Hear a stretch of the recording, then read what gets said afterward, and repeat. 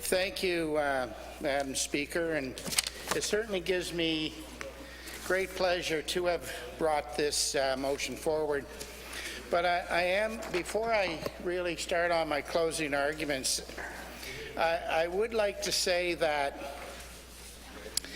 I am disappointed in two of the members, and certainly the member from Restigouche-Chaleur and the member from Shippagan-Lamec-Miscou.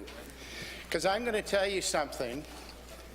You're not going to see me have to recuse myself from anything in this House as long as I'm a member.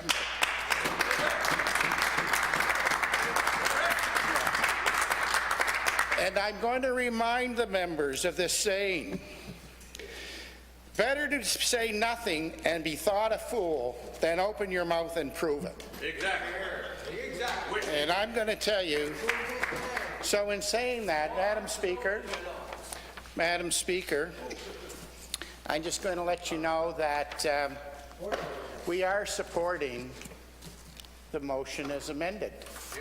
If the members across the way, the two members across the way, had have listened, they would have known. But again, on this side of the House, I believe that we bring good motions forward. I have never brought a motion forward that was political and detrimental. And I'm going to ask you guys to prove it. Prove it. Yeah. That's right. So I'm going to tell you, Madam Speaker, I take exception to those two members on saying that this is political. This is not political. And I'll tell you, Madam Speaker, I will go and talk to the Conflict of Interest Commissioner, and they will come back, the Commissioner will come back and say that there's nothing that I am doing that makes me in a conflict of interest. Nothing that I'm going to do is going to make me recuse myself from any motion brought forward or any questions or things that may be brought forward. And I'm going to tell you, Madam Speaker, when I'm sitting on that side of the House answering questions from that group when they're in opposition, they'll get an answer, and you know what? I won't recuse myself. But, Madam Speaker, I don't want to waste my time on those two members. I am going to say that what I would like to do is take the opportunity to thank the Minister of Public Safety. He's an honourable man, and I've had a discussion with him, and I know that we are going to find a way to bring this forward. We are going to, in spite of some of the members across the way, we are going to find a way to work together in this House.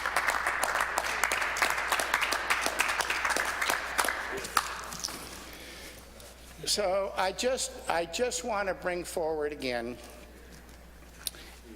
and again, once more quote what the Chief Electrical Inspector said from Nova Scotia.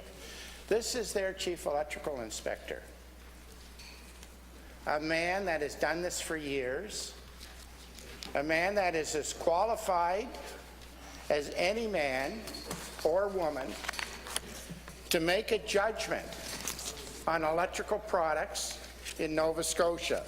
And I am going to repeat it once more, and I hope the two members across the way from Restigouche-Chaleur and Shippagan-Lamec-Miscou have their earpieces in, because here's what I'm saying. This is a quote. I have the authority, as most provinces do, for their chief inspector to allow this. The special inspection is a testing procedure done and performed by an accredited inspection agency. We call them inspection bodies. They follow the appropriate codes and standards to perform these tests on these products, which then they will apply a mark or a label saying the testing has been performed. He also goes on to say, We want to ensure the product is safe, that the people of Nova Scotia have no concerns with regards to safety, and this is an alternative way that is permitted within almost every jurisdiction across the country. Now, I'm going to tell the two members across the way from Restigo-Chaleur and Shippagan-Lamec-Miscou, those aren't my words. Those are the words of a chief electrical inspector from Nova Scotia. And if those people had have done their work and done their research, they would have known. But typical, no respect for the legislature, no respect for the members. But, Madam Speaker, we'll work, and we're going to work with the minister in regards to this, and we're going to find a way to get through this. We've got the opportunity. We've got the opportunity to move forward. The Minister of Tourism and Heritage and Culture said it's hard. I can't remember the quote, but Madam Speaker, I do know this. If you want to get things done, you can get them done. But if you don't want to get it done, like some of the members across the way, it won't get done no matter what it is.